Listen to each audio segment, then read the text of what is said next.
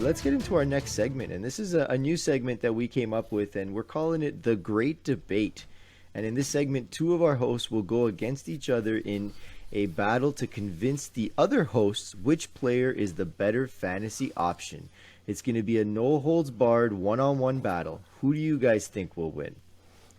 Chris. And so for our first... As long as he's not battling Sam. Yourself. For our first matchup, we are going to have Frank taking on Chris in a running back battle. Frank is going to be representing, his own Lion running back, DeAndre Swift, and Chris is representing J.K. Dobbins. Gentlemen, convince us which running back we should draft this season. DeAndre Swift. Okay, great. Next, what's the next matchup? That's it. All right, good. Next debate. Tell me why. Tell me more. Tell me more. Does he look very fast? Yeah, he's pretty fast. He's swift. I think I liked what I saw last year in his rookie year as a Detroit Lions fan. We haven't had a running back that looked that good since Reggie Bush. And then I don't want to say Barry's name, but not too many guys came in as a Lions running back and did a little damage. I think the offense coming in now with Dan Campbell, I think he's going to bring a little bit of the New Orleans Saints offense with him. So I'm excited for what they can do with him. Maybe he can become the role in his offense like the Alvin Kamara. So I'm excited because he showed little bursts in a bad team last year, and if they're just building around him, they're building a tough team in the front line. The tight ends blocking. I think he's got every chance to be the stud. He's already said, Dan Campbell's already said that the offense is going to revolve around DeAndre Swift this year, and I think it's going to have to for the Lions. So I think he's going to have a heavy workload, and I just think he's going to have a great year. Ooh, a couple nice jabs there, Frank. A couple nice ones. Can you do me a favor? Can you put your arms right up into the sky like this for me? That's Frank reaching with his DeAndre Swift and Alvin Kamara take. Okay, we'll see. Dan Campbell might bring over the New Orleans Saints offense, but one thing he's not going to do is bring over the New Orleans Saints defense. And pretty much what the difference of these two backs is going to be is game script. DeAndre Swift is going to have a negative game script because the Lions aren't projected to be good, therefore affecting the amount of touches that he's going to get. On the other hand, J.K. Dobbins is going to on the Baltimore Ravens RPO team. He's great in the RPO in the 2020 season. After the Week 7 bye, the Baltimore Ravens put in a game plan that involved Dobbins. Before Week 8, he never eclipsed a 42% snap share. After the Week 7 bye, he topped 66% of shares of the snaps. And after Week 8, he just never looked back. He showed why when it was all said and done, he's going to be the best back coming from not only between Dobbins and Swift, but the 2020 class. He saw 6 games where he scored over double-digit points in PPR in his remaining 8 games. He found the end zone each game after Week 10. So from 10 to 17, he was money. He was getting you points for fantasy. The only knock that's on him right now that Swift has a bit of the edge is his receiving work, but I can definitely see that going up this season. He pretty much kicked Mark Ingram out of the running back room. With Mark Ingram out of the way and a full offseason, full OTAs, if he can get close to 200 carries in 2021, Dobbins is locked and loaded to be a top 15 running back in PPR despite his limited receiving work. He is going to be a feature back on a better offense. Like I said, with the RPO and everything like that, if you're drafting him in Dynasty, his ADP right now is about 408, and that's going to be absolute robbery coming to the 2022 draft, where I project him to be a first-round pick. So it's clear that Chris was listening to what I said about Dobbins 2 weeks ago, because I'm totally on side with what he's saying. Yeah. As soon as I saw Dobbins, I was like, wait a second. Sam said something about Dobbins. I just had to take your notes, put my notes, and that was it. So, gentlemen, that was our first battle. We are the ones that are going to predict who wins this. So, Nick, who are you taking? Are you taking Dobbins or Swift? I got them both on my team, so I hope they both end up being great. But I think I got to go Dobbins on this one. Okay, Sammy? Sorry, Frank. I got to go Dobbins, buddy. I mean, I think he was the steal, one of the steals of the draft last year, to be honest. And I have no idea how he fell so late in round one, to be honest. So, I agree with everything Chris said. I think he's going to be the back of the future for years to come for the Ravens, for sure. And I like Swift, Frank. I'm sorry, but I'm going Dobbins as well, just because those numbers there were huge. I am a little scared on the Dobbins side, just because they like to throw Gus the Bus in there still, and he's not going away. And of course, Lamar is still their running back number one, last I checked. But I think it's just my rule of thumb: never choose a lion and go with them. So I think that's the other. Okay. Just think about it. If the Chiefs went to Patrick Mahomes, they did go to Patrick Mahomes and said, pick a guy. Who do you want?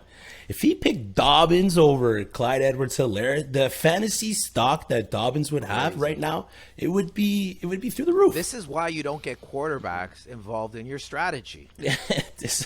Exactly. The hell does he But know? he could have chose Swift, and Swift's stock would have been through the roof. It all depended. It didn't matter which running back he picked. But That's true.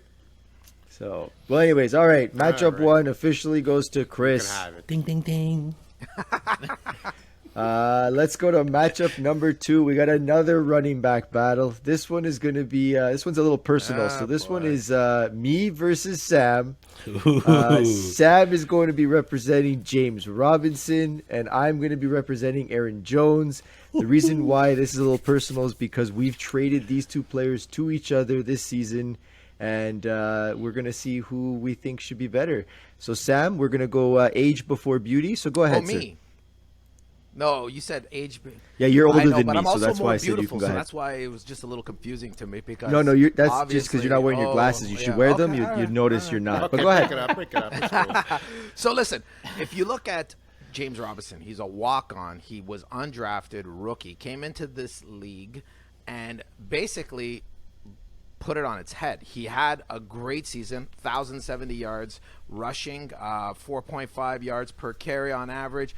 When I look at what he's done with what he had is nothing short of amazing. And I look at somebody like an Aaron Jones, and I look at it and I say he's got 1,104 yards. He's got 9 TDs. So they're pretty evenly matched in terms of how they basically are stacked up. The number of touches, Aaron Jones had 201, and our friend Mr. Robinson had 240. But I have two things that I want to say here. One is he did this basically on his own on a team like Jacksonville, which he shouldn't have done based on where they were in the league and their offensive line and all of the weapons around them, which were zero. So you knew he was coming. You knew he had the ball. You still couldn't stop him. When I look at Mr. Aaron Jones, he had more flexibility in his lineup. He had a better offensive line. He had more weapons. So yes, he's going to get those carries. He's going to get that yardage. But when I look at what's happening in Jacksonville, this is the difference. With Urban Meyer coming in, with Darrell Bevel coming in, Jacksonville is going to change the way they operate. Yes, they're going to get their QB with Mr. Lawrence, but that's actually a good thing because that opens it up even more because basically all they needed to do was stack the box, try to stop Robinson. And like I said, they weren't able to do that very well. So now when you have Trevor Lawrence back there, you have the threat of him going downfield. What do you think is going to happen? They're going to have to back up off the line. That's going to give him more space to work. That's going to give him an opportunity to continue to exploit those holes and get bigger yardage. So that coupled with the fact that Urban Meyer is a running back head coach. Just let me tell you, 3 people. Carlos Hyde, over 1,000 yards under Urban Meyer.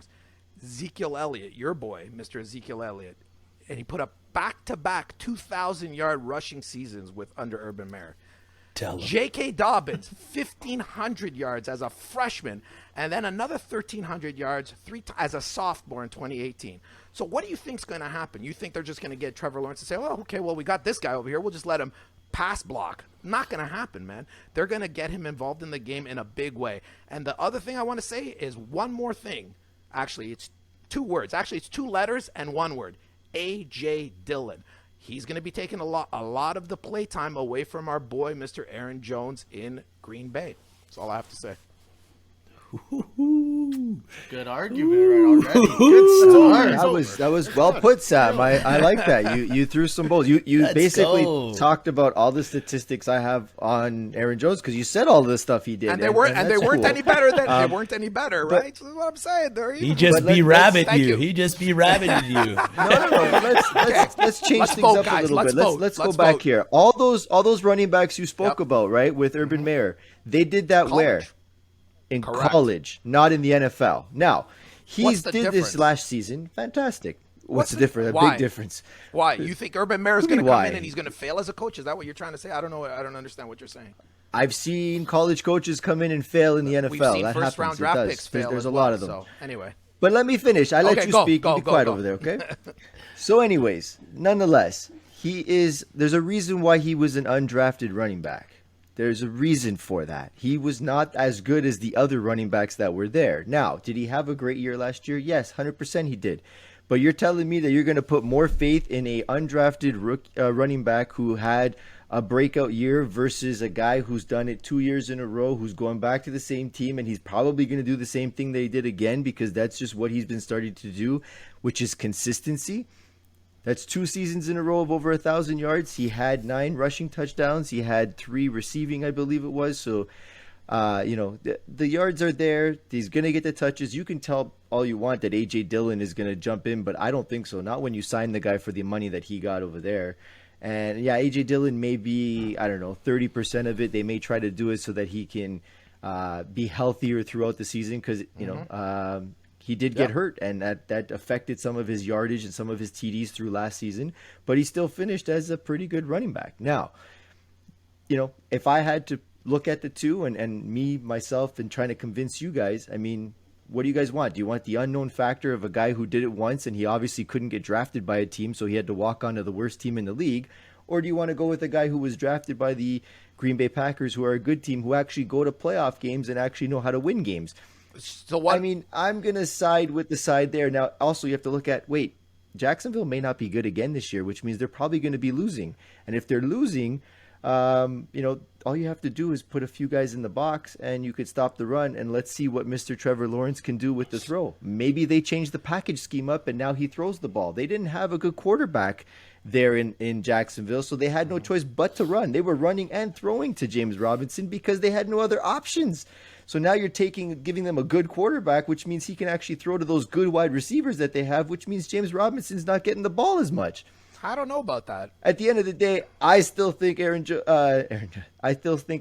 Aaron Jones is the better running back. He will finish as the higher running back over James Robinson, and I still have this little thing that's telling me James Robinson might have been a flash in the pan, and we won't see him do that again. Well, but you guys I think can you're decide. hoping that, and you know what? I have the exact same argument you have, but in reverse. Aaron Jones went to a team that was set up for success, and what did he do? The exact same thing that James Robinson did.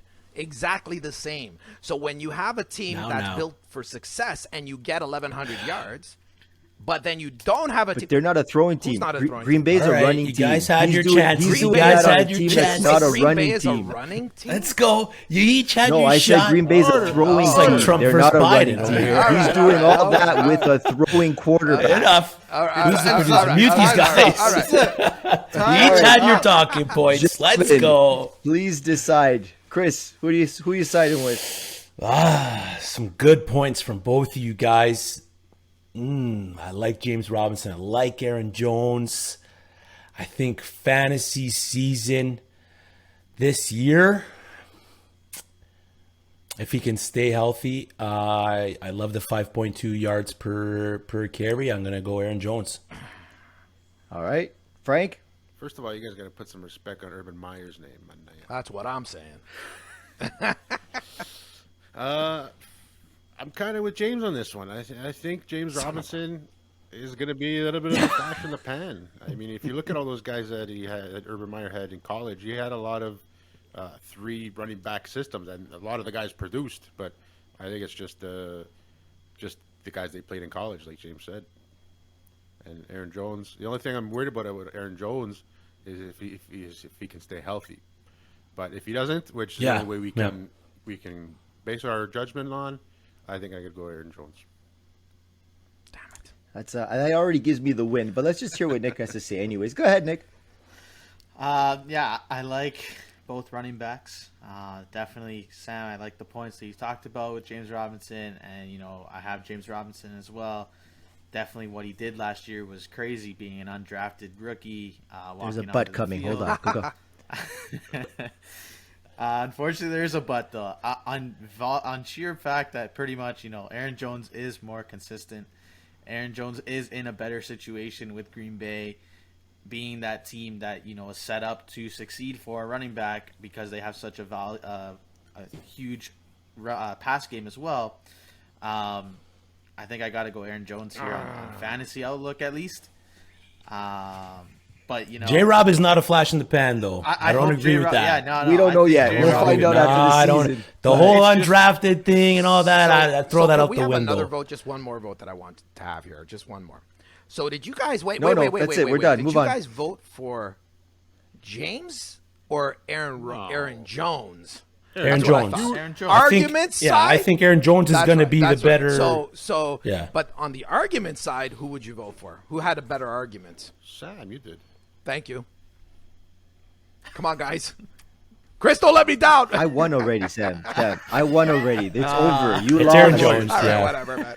But Aaron Jones wasn't a high. He wasn't a high draft pick to jump with you, but that's okay. You're out. You lost 3-0. Yeah. Move on. Aaron Jones wasn't a high draft pick. No, he was drafted in the 5th. Right. So that whole thing about the undrafted thing, I don't. I don't think he'll make it. I think J-Rob can still be an amazing. He's going to be running, just like you said, Sam. With Trevor Lawrence going there, it could be a huge boost because it will detract defense. Absolutely. So I think that could be big, but we have to see if he is the consistent type of running back that can do it again first.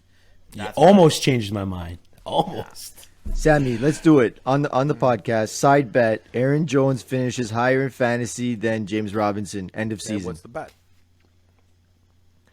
Well, we'll come up with terms later, but let's. You have to wear a. We're not doing face tattoos. I know that's what you want to do. Okay. He's got to wear a Broncos face jersey. tats are my go-to all the time, but we can't do that. Right? Yeah. No. All right. So the loser's got to wear the other person's jersey for a podcast. Done. So I'll wear a Broncos jersey. You wear a Cowboys jersey. Done. That's inhumane, guys. Come All on. right. I can't allow that. Oh man. All right. Done. All right. Let's move on to the next one. Bets because his Lions will never get them. Yeah, I think good odds on those bets though. In matchup number 3, we have our first wide receiver matchup. So this one here is going to be Nick versus Sam. And we're going to have Nick representing Juju Smith-Schuster and Sam representing Hollywood Brown. Who wants to go first? After you, Nick. Sam, do you want to go? Insist. I've been talking a lot. All right, no I've been problem. talking a lot. I mean, you do that all the time. So I've heard. All right, so I mean, I don't know. If you guys have been listening, I don't think you know that I like Juju Smith-Schuster. No. I'm not sure if you've realized. But yeah, I kind of like the wide receiver. I mean, he's a solid wide receiver in my eyes, at least. If you're looking back, just at least on last year alone, we all know that Juju just signed another 1-year deal to go back and play with Big Ben, to see what he can do for one more year at least. Last year, Juju ended up finishing 20th as the 20th best wide receiver in fantasy and PPR. If you look at Marquise Brown, who he's up against, he finished 34th. Juju actually led the league as the best slot receiver in the NFL. So, I mean, his numbers weren't terrible. He actually had very good numbers. He was consistent on getting double digits week in, week out, pretty much. Out of the 16 weeks that he played, he had double digits, at least 10 games out of the 16. So, I mean, in fantasy terms, that's kind of what I'm looking for in a wide receiver. I'm looking for someone that's consistent, getting me big points like that.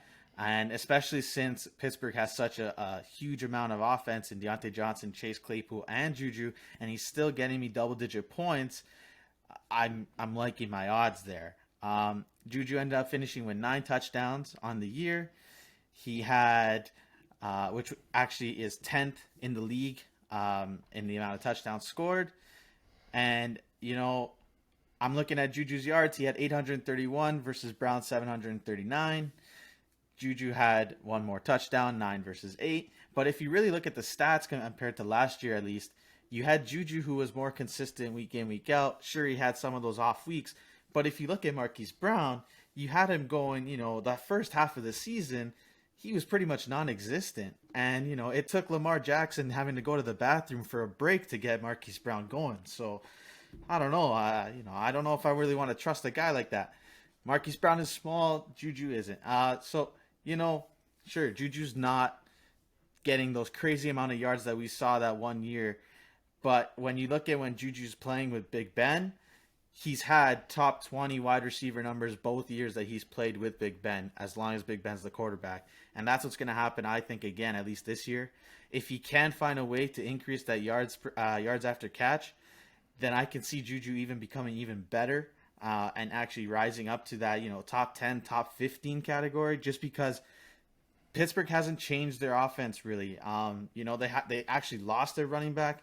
So that's just going to make Big Ben throw the ball even more. And they're a throw-first team. So I think at least I can see Juju at least becoming the same top 20 wide receiver again, doing the same amount of things that he's did last year. And if he can critique a few things and getting more yardage, I can see him even becoming better. So I definitely am picking Juju. And, Marquise Brown has some new competition, as we discussed earlier, in Sammy Watkins. And I think Sammy Watkins is going to take a big share of those red zone targets. So unless Marquise Brown is catching, like a 5-10 yard catch and then taking it to the house, I think his target share is going to go down. Talk about talking a lot. Yeah, I do talk. Good a lot. for you, man. You love your Juju, man. I love do. your We Juju. said you I had to love be it. within a minute I love and a it. half to 2 minutes, Nick. I can't accept anything over the 2-minute mark, so the last 85 hours of that we're gonna cut out. Okay? It's all moot. 85? That's This it. guy had a filibuster Jeez. on Juju Smith-Schuster. It was like a plea there. You're just like, please, I think Juju's the guy. You gotta take Juju. And All right. oh man. Anyways, there's another side to this. So Sam, why don't you give us your take Listen, on that? What he said is accurate, kind of. So let's start from the beginning. Yes, the total yardage, 831, 9 TDs for Juju. Hollywood, 769, 8 TDs. But that's the top level. However, when you peel back the layers, that's where the story gets a little interesting. So Juju, 128 targets. And Hollywood, 100. So what does that mean? Hollywood did more with less. Okay, so when you look at the overall average, Also wait, meant that hey, Juju hold got on a more. second. Hold on. He did more with less, averaging over 13.3 yards per reception. Mr. Juju, 8.6. So more with less again. So when you look at consistency, the overall performance, let me explain. You said that there's a gap, okay? The gap is actually favoring our friend Hollywood. When I look at his half-point PPR, total points, 154 for Mr. Hollywood and 137.1 for Juju. Okay, so when I look at overall, the story, games over 10 points, 6 for Hollywood. Okay, only 9 games that were less than 10 points for Juju. So I take a look at it and I look at games with less than 5 points for Hollywood. There were 3. Juju had 5 games with less than 5 fantasy points. Okay. Then I take a look at that and I say, wait a minute. Actually, one game, Mr. Juju actually went negative. He actually had minus 0.5 points in one game. And that was in week 15. Very, very important week for fantasy football, I would think. So if you're looking for somebody with consistency, might not be that guy. Hollywood's younger. He's going into his 3rd year. He's up and coming. When you look at his yards in 2019, 584, 71 targets, 7 TDs. He went up. Juju went backwards in 2020. When I look at Juju, if I look at overall what Juju did, he had 2018 was his best season. Since then, 552 yards and 831 yards total. So he's not that guy, and he's not going to be that guy anymore, especially with a couple people, Deontay, Mr. Claypool. So when I look at overall, even with Sammy Watkins there, that actually helps. That actually helps Hollywood because it's going to give him an opportunity to be more open. Like I said at the beginning, the only thing you needed to do was watch Lamar and cover Hollywood. Now you got to cover Hollywood and Watkins. So you're going to see more targets. And as Lamar becomes more of a throwing quarterback, which they're trying to make him do, and he has been in the last half of the season, there's going to be more attempts throwing out. So I believe that Hollywood's going to get even more targets than he did the year prior. So overall, consistency, I would say Hollywood. Overall points, I would say Hollywood. When I look at average points per game, Hollywood. When I look at the average yards per catch, Hollywood. When I look at somebody that does more with less, Hollywood. It's the only thing you could look at. But how could you say Hollywood has more points when? Okay. Oh, that's enough. Arguments done. We're He had more that's points. talking. All right. The points invalid. Sorry, it's the other a- way around. Yeah, you're right. The total points Juju had had more because of that points. extra touchdown. Yeah, I was gonna fact check you it's there. true. Come on. Juju had I made a 182. mistake. I made a mistake. Nonetheless, we've run out of time. We're going to vote. Chris, lead us off. Who are you voting for? I'm not a big Juju guy. I liked what Hollywood Brown did down the stretch last year, so I'm gonna go with Hollywood Brown. Sam, you really strongholded my points on Hollywood with all those layered numbers that you had there. So give me Hollywood over Juju. Frank?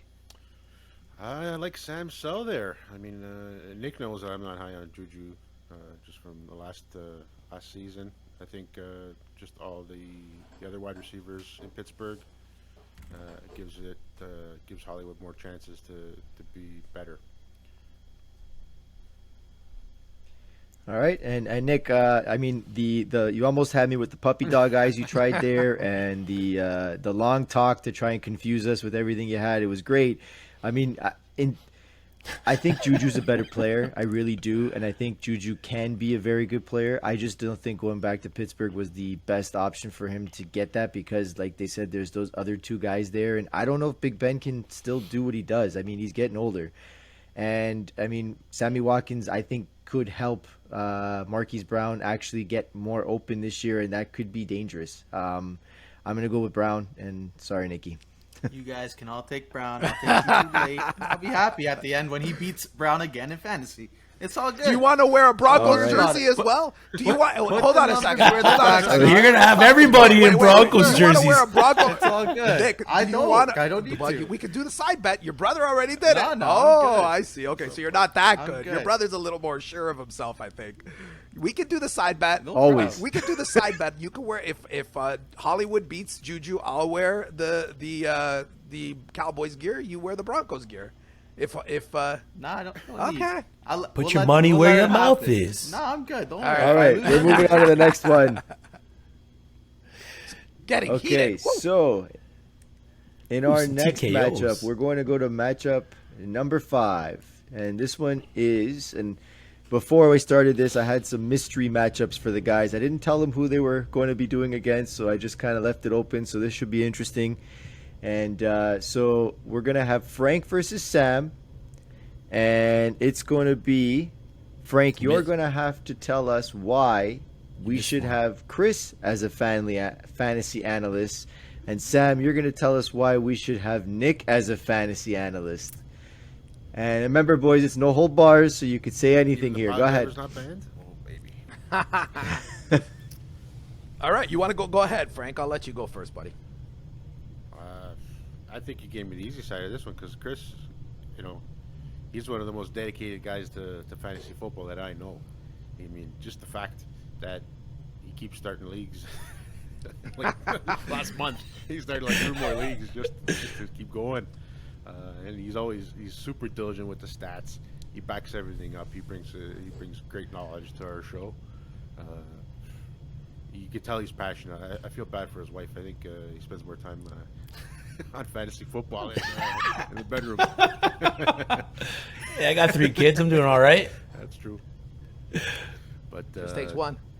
Yeah, I think just that passion and that knowledge and that will to just be great at fantasy football and also help you. You know, he's great at helping all of us at all times. Like if we're doing those deep dynasty leagues and we're in the 15th, 16th round, I don't know who to pick. He's like, hey, you need a guy? Yeah.